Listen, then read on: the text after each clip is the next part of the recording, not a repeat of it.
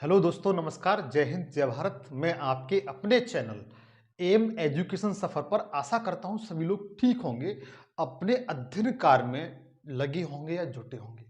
दोस्तों, आज का मेरा जो टॉपिक है, प्राचीन भारत के इतिहास में वैदिक साहित्य है।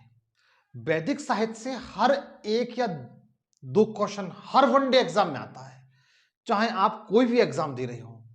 यहां से एक प्रबलतः एक या दो क्वेश्चन आने की प्रबल संभावना रहती है, यदि आप इस वीडियो को बगैर स्किप किए हुए ठीक तरीके से देख लेते हैं। तो मेरा दावा है और मुझे विश्वास भी है मित्र कि यहां से कोई भी क्वेश्चन आपका बाहर नहीं जाएगा। बशर्ते यह है कि आप बगैर वीडियो को स्किप किए हुए आप इसका अध्ययन करिए। इससे पहले की वीडियो में मैं वैदिक काल के बारे में बता चुका हूं पूरी तरीके से। अब वैदिक साहित्य चल रहा है। वैदिक साहित्य में मैंने आपको ऋग्वैदिक काल बताया था। वैदिक साहित्य में मैंने सबसे पहले क्या बताया था आपको, वेदों के बारे में बताया था। वेद चार होते हैं, चार वेदों में से मैंने आपको ऋग्वेद के बारे में इससे पूर्व की वीडियो में बता चुका हूं। यदि आप चाहते हैं तो उस वीडियो को जाकर के देख लें। तो आपको इसमें तीन वेदों के बारे में बताऊंगा, आपको चारों वेदों के बारे में स्पष्ट तरीके से ज्ञान प्राप्त हो जाएगा, जो एग्जाम की दृष्टि से महत्वपूर्ण है। तो दोस्तों, आइए हम सब मिलकर के इसका अध्ययन करते हैं। दोस्तों, अगर मेरा सेशन अच्छा लगे तो अधिक से अधिक आप दोस्तों के साथ शेयर करिए, खुद सब्सक्राइब करिए।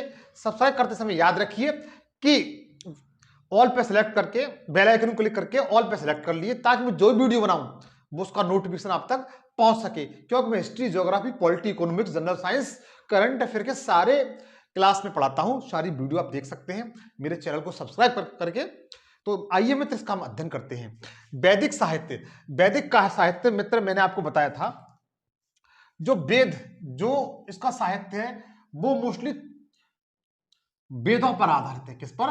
वेदों पर आधारित है। वेद मैंने आपको बताए थे, वेद कितने हैं? चार हैं। वेद मैंने आपको कितने बताए थे? चार वेद बताए थे। सबसे पहले ऋग्वेद बताया था मैंने,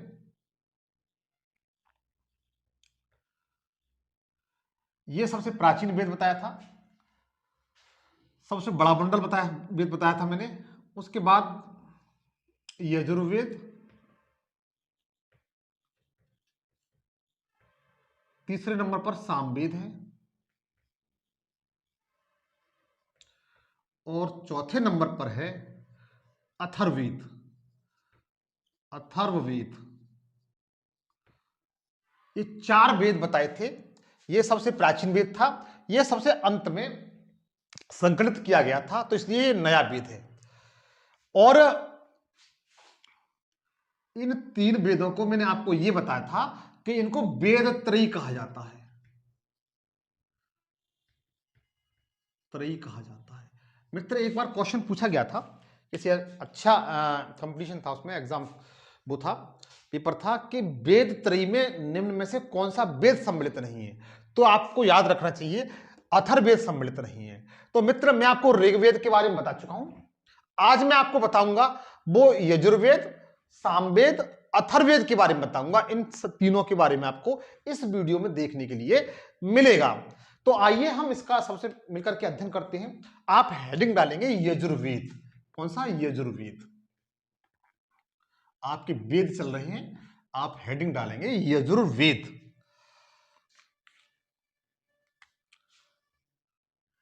दूसरे नंबर का है, पहला तो बता ही चुके हैं, यजुर्वेद। यजुर्वेद,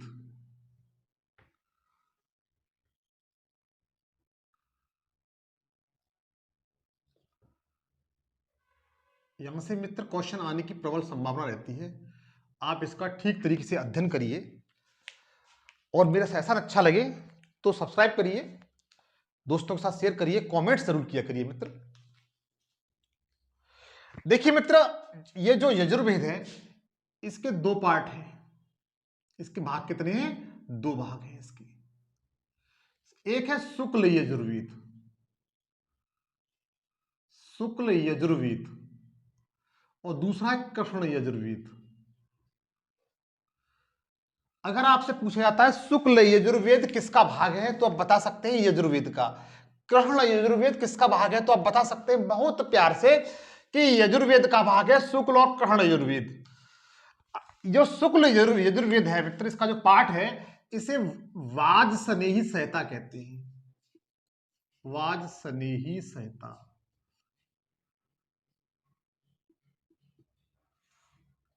क्या कहते हैं मित्र, इसे वाज स्नेही संहिता कहते हैं। शुक्ल यजुर्वेद को ही वाज स्नेही संहिता कहा जाता है। यह बात अपने जेहन में बैठा लीजिए। देखिए दोस्त, आप मेरे साथ एक कॉपी और पेंसिल लेकर के जरूर बैठे। मैं जो लिखाऊं उससे आप नोट करते जाएं, जिससे आपका बेहतरीन नोट्स तैयार हो सके। आप जो कोई एग्जाम देने के लिए जा रहे हैं और एग्जाम से पहले आप मेरे ये बनाए हुए वीडियो को का जो नोट्स है वो आप देख लेते हैं, पढ़ लेते हैं, रिवीजन कर लेते हैं, तो मेरा वादा है कि यहां से कोई भी क्वेश्चन बाहर नहीं जाएगा, बशर्ते ये है कि आप अपना बेहतरीन नोट्स बनाएं। शुक्ल यजुर्वेद को क्या कहा जाता है? वाज स्नेही संहिता कहा जाता है, क्योंकि वाज स्नेही संहिता में मित्र कृषि का वर्णन है। किसका? कृषि का वर्णन है। किसका वर्णन है मित्र? कृषि का वर्णन है। इसे आप नोट कर लीजिए। पूछा गया क्वेश्चन है वाज स्नेही संहिता किसका पाठ है, तो आप बता सकते हैं शुक्ल यजुर्वेद का। और शुक्ल यजुर्वेद किसका भाग है? यजुर्वेद का भाग है। इसके बाद देखिए, इसके पाठ भी हैं, इसके भाग भी हैं।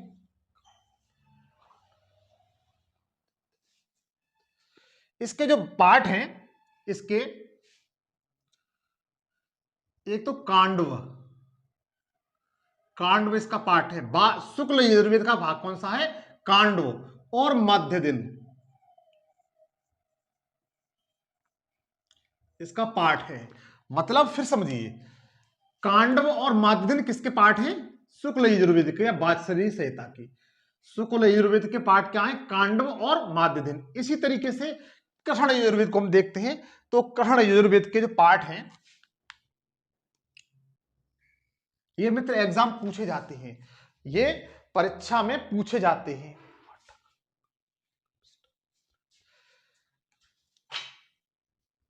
काठक, मैत्रेय, मैत्रायणी, काठक मैत्रायणी ये पूछे गए मित्र। काठक मैत्रायणी, तैतरीय,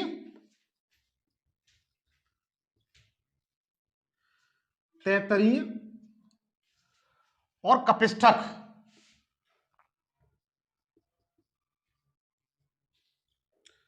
कपिष्ठक, इसके 4 पाठ हैं मित्र। ये कृष्ण यजुर्वेद के 4 पाठ हैं, काठक, मैत्रायणी, तैतरीय और कपिष्ठक। फिर देखिए, कपिष्ठक, तैतरीय, मैत्रायणी और काठक कृष्ण यजुर्वेद के पाठ हैं।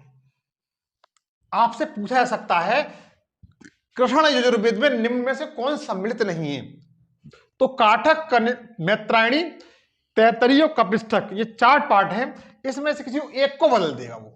किसको? इसको दे देगा, कांडव को दे देगा यहां पर, तो कांडव नहीं है। कांडव किसका है? शुक्ल यजुर्वेद का है।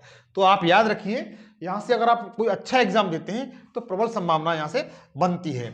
तो आप याद रखेंगे कृष्ण यजुर्वेद के जो पाठ हैं, भाग हैं, वो कौन कौन से? काठक है, मैत्रायणी है, तैतरी है और कपिष्ठक है। कपिष्ठक, तैतरी, मैत्रायणी और पाठक, काठक, ये इसके कृष्ण यजुर्वेद के पाठ हैं। ये मित्र पूछे जाते हैं, आप इनको अपने जेहन में बिठा के रखेंगे। इसमें देखिए, जो यजुर्वेद है इसके 40 अध्याय हैं। कितने मित्र? 40 अध्याय हैं। कितने अध्याय मित्र? 40 अध्याय हैं। याद रख लीजिए, वैसे आते नहीं है। और 1990 मंत्र हैं। मंत्र की संख्या कितनी है इसमें मित्र? 1990 मंत्र हैं इसमें। अब देखिए,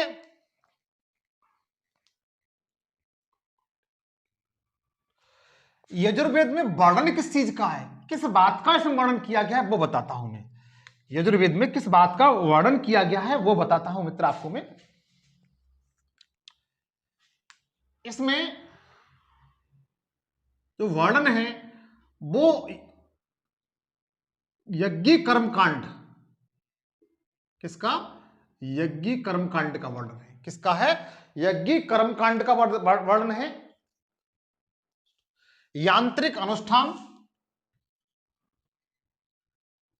यांत्रिक अनुष्ठान, यांत्रिक अनुष्ठानों का वर्णन है और बलिदान का वर्णन है। बलिदान का वर्णन है मतलब मेरा यह है, याज्ञिक कर्मकांड मतलब यज्ञ कितने प्रकार की होती है, यज्ञ कैसे की जाती है, इस प्रक्रिया का वर्णन आपका यजुर्वेद में है। यज्ञ की जो कर्मकांड है उनका वर्णन है। बलि देने की प्रथा, अगर क्वेश्चन पूछा जाता है सबसे पहले बलि देने का प्रमाण या साक्ष्य एविडेंस हमें किस वेद से मिलता है, तो आप बता सकते हैं यजुर्वेद से मिलता है। किससे मिलता है? यजुर्वेद से मिलते हैं। यज्ञ कर्मकांड या यांत्रिक अनुष्ठानों का वर्णन कहां से मिलता है? यजुर्वेद से मिलता है। बलि देने की प्रथा का प्रमाण हमें सबसे पहले कहां से मिलता है? तो यजुर्वेद से मिलता है। ये पूछे जाते हैं मित्र, इनको आप अपने जहन में बैठा लीजिए, ये पूछे जाने वाले क्वेश्चन हैं।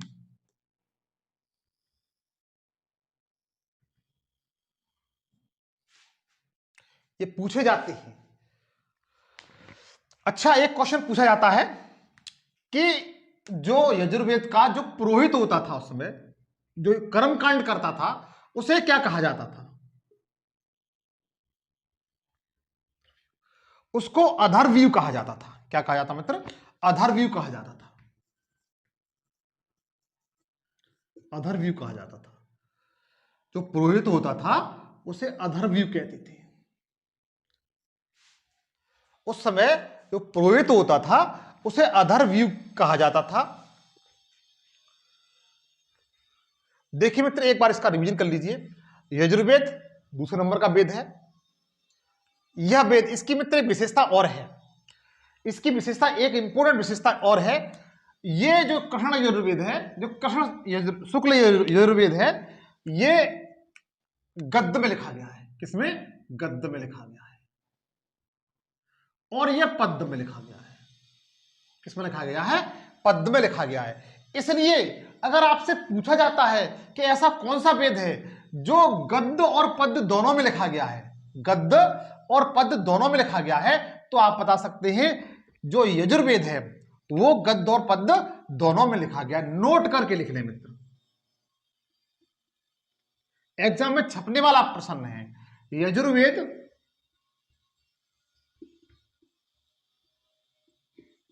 गद्य और पद्य दोनों में लिखा गया है।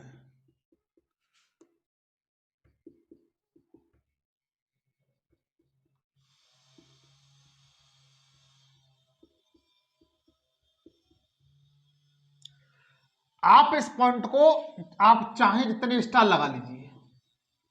मतलब यह है कि यह क्वेश्चन अधिकतम बना है और प्रबल बनने की आगे फ्यूचर में संभावना है। तो यजुर्वेद है वो गद्य और पद्य दोनों भाषा में लिखा गया है। आप इसका स्क्रीनशॉट ले लीजिए। यजुर्वेद के बारे में मोस्टली इतनी इसकी बात है। इसके बाद एक मैं चार्ट बनवाऊंगा जिसमें इसके उपनिषद हैं, आरण्यक हैं, ब्राह्मण हैं, वो इनके बारे में मैं नेक्स्ट वीडियो में बताऊंगा एक चार्ट के माध्यम से, जिसे वैदिक साहित्य का चार्ट के नाम से जाना जाएगा। आप इसका स्क्रीनशॉट ले लें मित्र।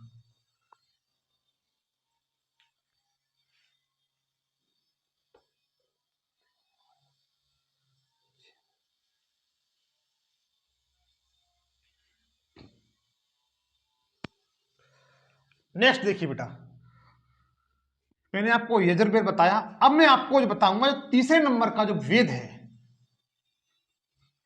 जिसके बारे में आपने थोड़ा बहुत कुछ न कुछ पढ़ जरूर रखा होगा, उसके बारे में बताऊंगा, जिसका नाम है सामवेद। कौन सा? सामवेद। सामवेद के बारे में आपको बताऊंगा। तीसरा आप डालिए सामवेद।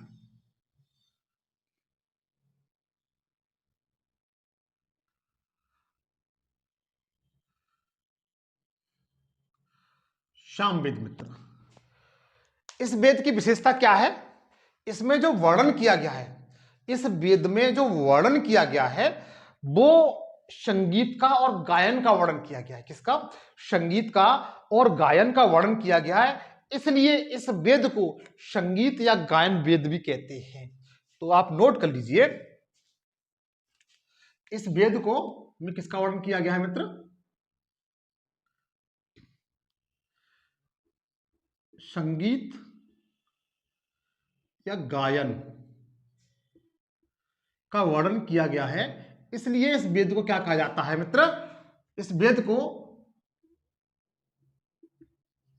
संगीत वेद भी कहा जाता है। क्या कहा जाता है? संगीत वेद भी कहा जाता है। आपने सप्त स्वर सुने होंगे, जैसे सारे गामा पद, सप्त स्वर मतलब सारे गामा पध नि सा का वर्णन आपको इसी वेद में मिलेगा। किसमें? सारे गामा पध नि सा का वर्णन आपको इसी वेद में मिलेगा। इसी कारण इसमें इसको संगीत वेद भी के नाम से भी जाना जाता है, इसे गायन वेद के नाम से भी जाना जाता है। इसके जो पुरोहित होता था,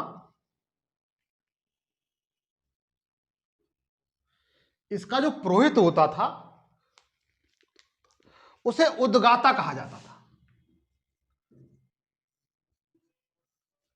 क्या कहा जाता था मित्र? उद्गाता कहा जाता था। जैसे ऋग्वेद के पुरोहित को होता कहा जाता था, उसके बाद यजुर्वेद के पुरोहित को अधर्व्यू कहा जाता था, सामवेद के पुरोहित को उद्गाता कहा जाता है। क्या कहा जाता है? उद्गाता कहा जाता है। तो मित्र यहां से छपने वाली बात है, प्रश्न बन सकता है, आप हर पॉइंट को नोट करते जाइए। उसके बाद देखिए मित्र, इसमें जो मंत्र हैं वो 1549 मंत्र हैं। क्या है? 1549 इसमें टोटल मंत्र है, इसके भाग नहीं है, मंडल नहीं है इसके। और इसमें से 75 मंत्र हैं। कितने? 75। 75 मंत्र हैं वो मूल मंत्र है। कैसे हैं? मूल मंत्र है। और शेष मंत्र,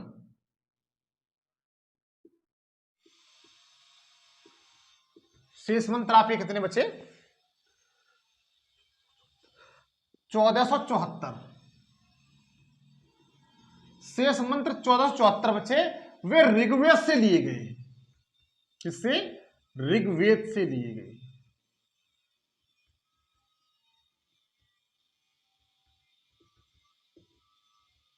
कहां से लिए गए मित्र?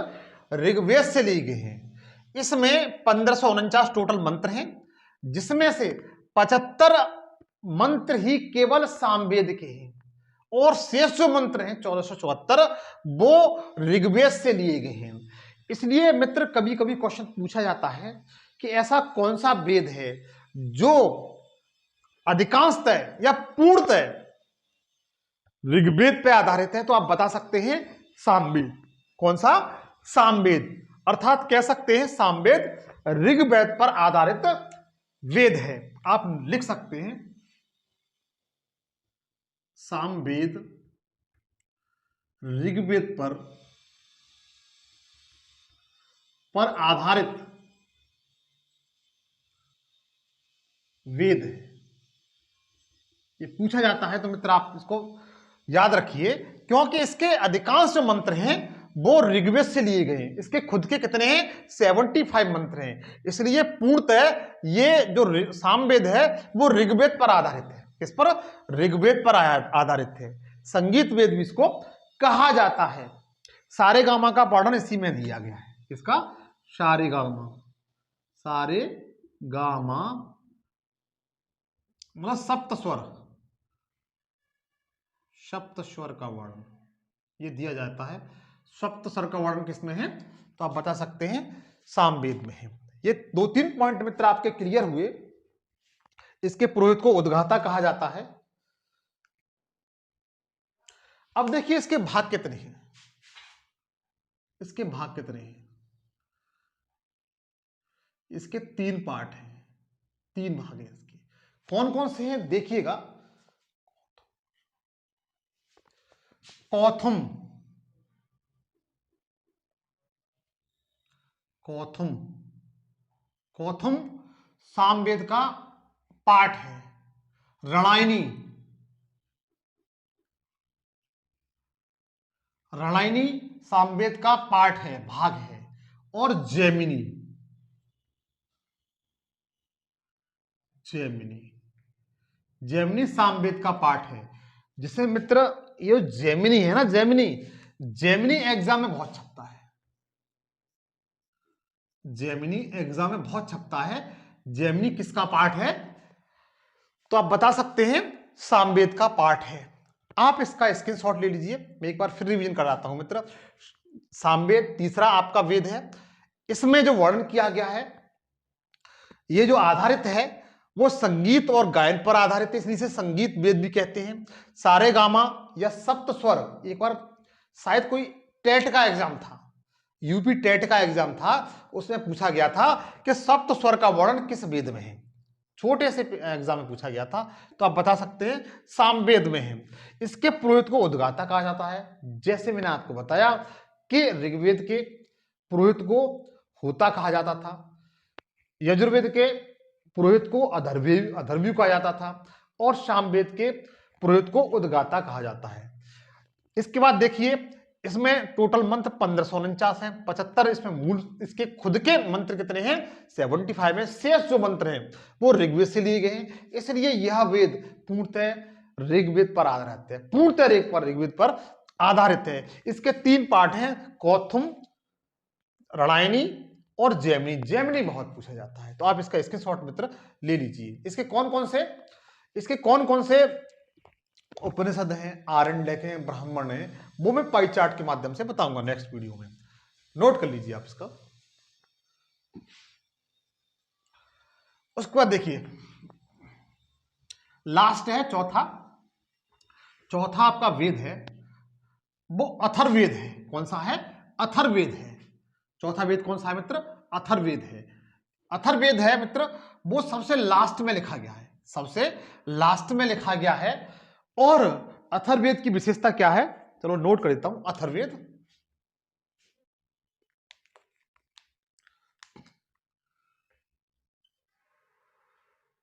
अथर्ववेद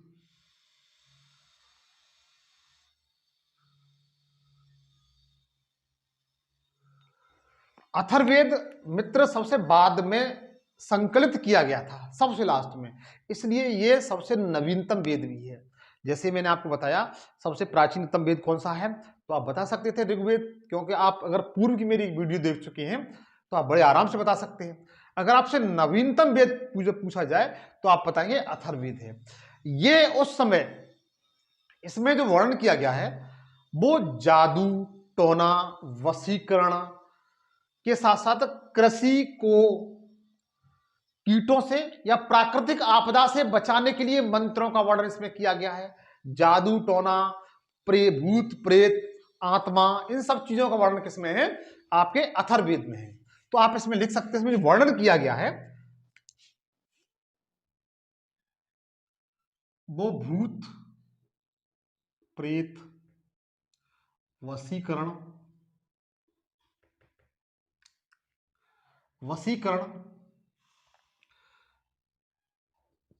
कृषि को कीटों एवं आपदा से बचाने के लिए मंत्रों का वर्णन। किसका? मंत्रों का वर्णन। इसके साथ साथ औषधि का वर्णन भी इसमें किया गया है। किसका मित्र? औषधि का वर्णन किया गया है। अब आप अनुमान लगाइए मित्र, ये जो सब चीजें हैं ये जनमानस की चीजें हैं, मतलब एक हर जनता की चीजें हैं। भूत प्रेत, औषधि, वशीकरण, कृषि में कीटों एवं आपदा से बचाने के लिए मंत्र, ये सब ये नीचे मतलब हर जनता की ये जरूरतें हैं। इसलिए इसे सबसे लोकप्रिय वेद भी कहा गया है। क्या कहा गया है? सबसे लोकप्रिय वेद भी कहा गया। अगर आपसे पूछा जाता है कि अथर्ववेद सबसे लोकप्रिय वेद कौन सा था, तो आप बता सकते हैं कि अथर्ववेद सबसे लोकप्रिय वेद है। तो इसकी एक विशेषता क्या है कि सबसे लोकप्रिय वेद है।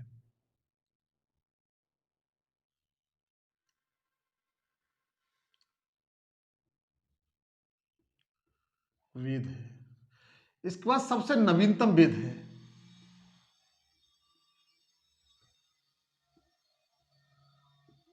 नवीनतम वेद है। इतना आपको क्लियर हुआ?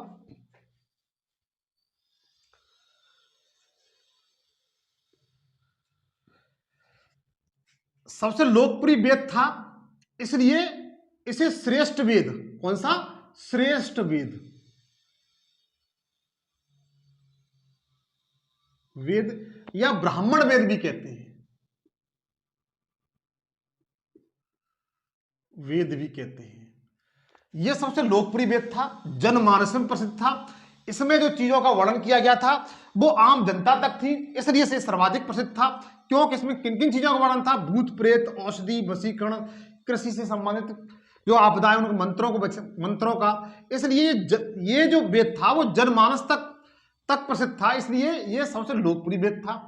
इसलिए इसे श्रेष्ठ वेद या ब्राह्मण वेद भी कहते हैं। पूछा जाता है ब्राह्मण वेद किसे कहते हैं, श्रेष्ठ वेद किसे कहते हैं, सभी से नवीनतम वेद किसे कहते हैं, सबसे लोकप्रिय वेद किसे कहते हैं, तो बता सकते हैं इस सब का आंसर अथर्ववेद है। कौन सा है? अथर्ववेद है।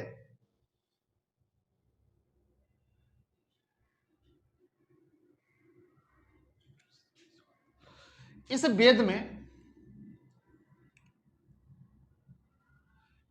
के 20 अध्याय हैं। कितने अध्याय मित्र? 20 अध्याय हैं। आते नहीं लेकिन फिर भी याद रखेंगे कितने अध्याय हैं? 20 अध्याय हैं, 731 सूक्त हैं इसके, और लगभग 6000 मंत्र हैं इसमें। कितने मंत्र हैं? 6000 मंत्र हैं। अथर्ववेद के 20 अध्याय, 731 सूक्त हैं और लगभग 6000, कहीं पर 5986 करके इस तरीके से दिए हैं मंत्र। तो लगभग मान के चलिए आप कि 6000 इसमें मंत्र हैं। इसमें से, इस 6000 मंत्रों में से 200 मंत्र ऋग्वेद से लिए गए। कहां से लिए गए? ऋग्वेद से लिए गए। इसी ऋग्वेद से लिए गए, अर्थात हम कैसे कह सकते हैं, अथर्ववेद एक ऐसा वेद है जो आंशिक रूप से ऋग्वेद पर आधारित है। किस पर? आंशिक रूप से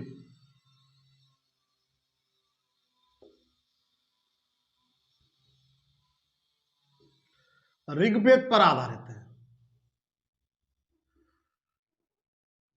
क्लियर हुआ मित्र? क्योंकि 6000 में से केवल 200 मंत्र ही ऋग्वेद से लिए गए हैं, इस कारण यह आंशिक रूप से ऋग्वेद पर आधारित है। जबकि पूर्ण रूप से कौन सा था? पूर्ण रूप से कौन सा था? सामवेद था। कौन सा था? सामवेद था। आप इसे नोट करते जाएं मेरे साथ साथ मित्र।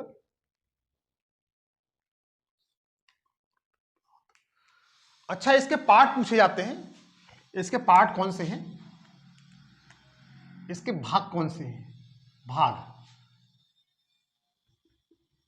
इसके भाग अगर पूछे जाते हैं तो आप बता सकते हैं शौनक और पिप्पलाद।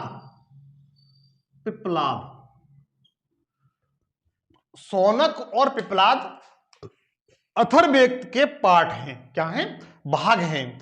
शौनक और पिप्पलाद, ये इंपोर्टेंट है मित्र, एग्जाम पूछे जाते हैं, ये इंपोर्टेंट है। क्वेश्चन बनता है शौनक और पिप्पलाद किसके पाठ हैं, तो आप बता सकते हैं कि अथर्ववेद के पाठ हैं। किसके पाठ हैं? अथर्ववेद के पाठ हैं। आप इसे नोट कर लीजिए मित्र।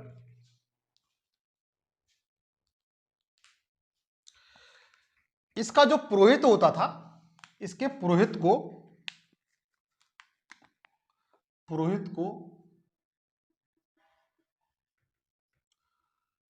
को ब्राह्मण क्या कहा जाता था? ब्राह्मण या ब्रह्मा कहा जाता था। ब्रह्मा या ब्राह्मण, ब्रह्मा या ब्राह्मण कहा जाता था। इसके पुरोहित को क्या कहा जाता था? पुरोहित को ब्रह्मा या ब्राह्मण। तो मित्र एक बार फिर रिवीजन करिए। अथर्ववेद को में भूत प्रेत, औषधि, वशीकरण, कृषि को बचाने के लिए मंत्रों का वर्णन किया गया, इसलिए सबसे ज्यादा लोकप्रिय वेद था। सबसे अंत में इसका संकलन किया गया, इसलिए सबसे नवीनतम वेद है। इस कारण लोकप्रिय होने के कारण से श्रेष्ठ वेद या ब्राह्मण वेद भी कहते हैं। इसके 2 पार्ट हैं, शौनक और पिप्पलाद। इसके जो पुरोहित था उसे ब्रह्मा या ब्राह्मण कहा जाता था। इसके 3 अध्याय हैं, सॉरी 3 इसके पार्ट इधर दिखाएं। इसके 20 अध्याय हैं, 731 सूक्त हैं और 600 मंत्र हैं, 6000 मंत्र हैं। इसमें 200 मंत्र आपके ऋग्वेद पर आधारित हैं, इसलिए आंशिक रूप से ये वेद ऋग्वेद पर आधारित है। आप इसका स्क्रीनशॉट ले लीजिए, यहां से क्वेश्चन बनने की संभावना रहती है। अब लगे हाथों तो मैं थोड़ा सा और बताऊंगा मैं इसमें कि जो उपनिषद हैं उनके बारे में थोड़ा सा और बताऊंगा मित्र। ये मैंने आपको चारों वेद कंप्लीट करा दिए। यदि आप ठीक तरीके से इनका नोट्स बना लेते हैं तो कोई क्वेश्चन यहां से बाहर नहीं जाएगा। यदि आप मैं एक चार्ट बनाऊंगा जिसे आप अपने अध्ययन रूप में बना करके चिपका लें। अब मैं आपको बताऊंगा उपनिषद। उपनिषद उपनिषद सबसे अंत में लिखे गए थे, इसलिए इन्हें वेदांत भी कहा जाता है। अगर पूछा जाए वेदांत किसे कहा जाता है तो आप बता सकते हैं उपनिषदों को कहा जाता है। उपनिषद का शाब्दिक जो अर्थ होता है मित्र, वो देखिए, अगर इसका संधि विच्छेद करते हैं तो उप और निषद।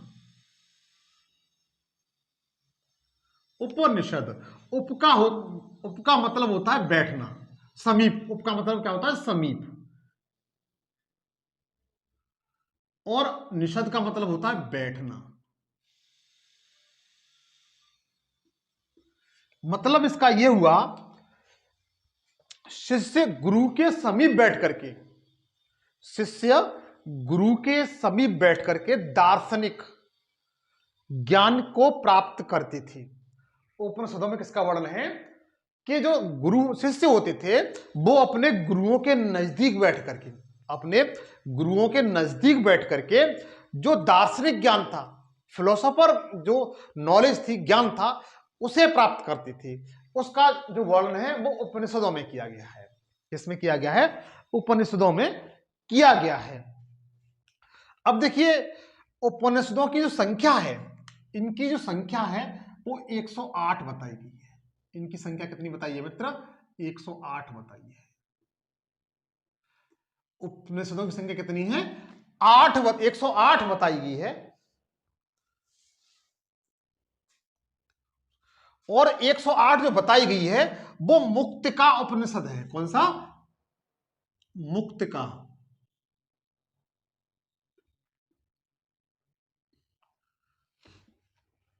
एक सेकंड। मुक्तिका, मुक्तिका उपनिषद। मुक्तिका उपनिषद में मित्र उपनिषदों की संख्या 108 बताई है। मुक्तिका उपनिषद में उपनिषदों की संख्या कितनी बताई है? 8। तो आप बता सकते हैं कि उपनिषद कितने हैं? 108 है। फैक्ट के रूप में कभी कभी पूछ लिया जाता है कि जैसे 18 पुराण हैं, वेद 4 हैं, तो उपनिषद कितने हैं? तो आप बता सकते हैं 108 उपनिषद हैं। कितने हैं? 108 उपनिषद हैं। इनकी संख्या बताई गई है। इसमें जो वर्णन किया गया है मित्र, इसमें जो वर्णन किया गया है, ब्रह्मा, ब्रह्मा, आत्मा, परमात्मा, दार्शनिक, इन सब का वर्णन किया गया है।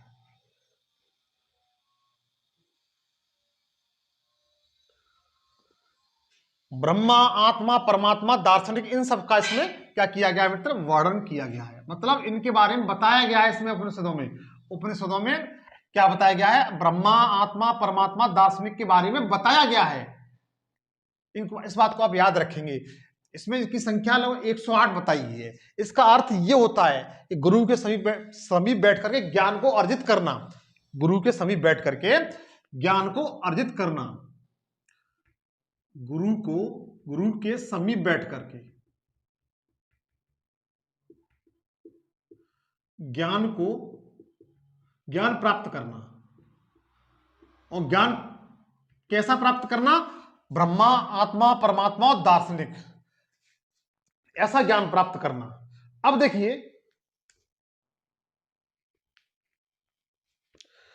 जो 108 उपनिषद है मित्र, जो 108 उपनिषद हैं, इनमें से जो 10 उपनिषद हैं, कितने? 10 उपनिषद हैं,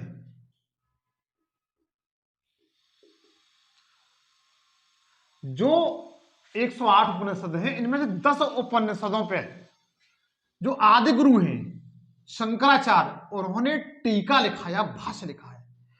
जो आदि गुरु हैं, आदि गुरु का नाम क्या है?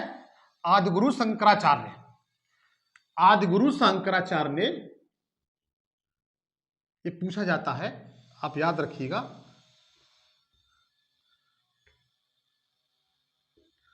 आदि गुरु शंकराचार्य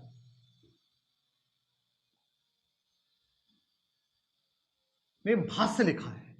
क्या लिखा है? टीका लिखी है, भाष्य लिखा है, और टीका टिप्पणी की है इस पर। क्या की है? टीका टिप्पणी की है। 10 उपनिषद हैं, इस पर आदि गुरु शंकराचार्य ने क्या लिखा है? टीका की है, टिप्पणी की है। ये 10 उपनिषद मित्र पूछे जाते हैं, ये 10 उपनिषद पूछे जाते हैं। आप इनको नोट कर लेंगे, जो दिखाई ना दे उसे नोट कर लेना, मैं बोलता जाऊंगा। ईश, केन, कठ, ईश, केन, कठ और प्रसन्न और मुंडको, मुंडको उपनिषद। ईश उपनिषद, केन उपनिषद, कठ उपनिषद, प्रसन्न उपनिषद और मुंडको उपनिषद, इन पर आदिगुरु शंकराचार्य ने क्या लिखी है? टीका लिखी है। 5 ये रहे और 5 और लिखाता हूं, 6वें नंबर पे आता। आइए, 6, 7, 8, 9 और 10। 10 पर टीका लिखी है। किस पर? 10 पर टीका लिखी है। मांडोक्य, बृहदारण्य, बृहदारण्य, मांडोक, बृहदारण्य, छांदोग्य, ऐतरेय और कौशितकी। कौशितकी, सॉरी, तैतरेय है, सॉरी,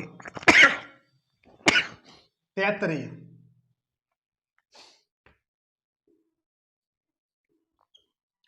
तो ध्यान दीजिए मित्र, जो आदिगुरु शंकराचार्य हैं, उन्होंने 10 उपनिषदों पर टीका लिखी है, जिसमें से ईश, केन, कठ, प्रसन्न, मुंडको, मांडोक्य, मुंडको अलग है मित्र, मांडोक्य अलग है, बृहदारण्य, छांदोग्य, ऐतरेय और तैतरेय, इन पर क्या लिखी है? शंकराचार्य ने टीका लिखी है। तो एक बार फिर देख लीजिए, तैतरेय, ऐतरेय, छांदोग्य, बृहदारण्य, मांडको, मांडोक्य, मुंडको, प्रसन्न, कठ, केन और ईश, ये 10 उपनिषद हैं जिस पर शंकराचार्य ने टीका लिखी है। उसके बाद आप देखेंगे,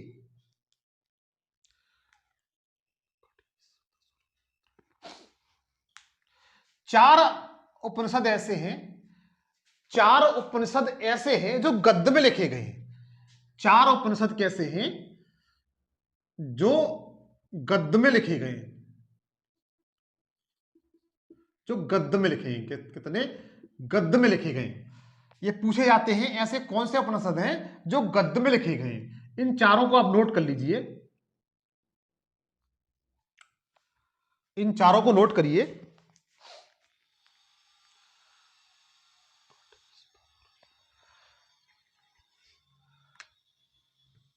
कठ, ईश, श्वेतास्वर,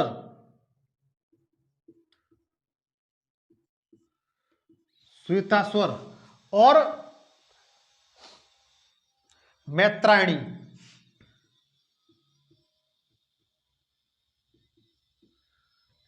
4 उपनिषद ऐसे हैं जो गद्य में लिखे गए हैं।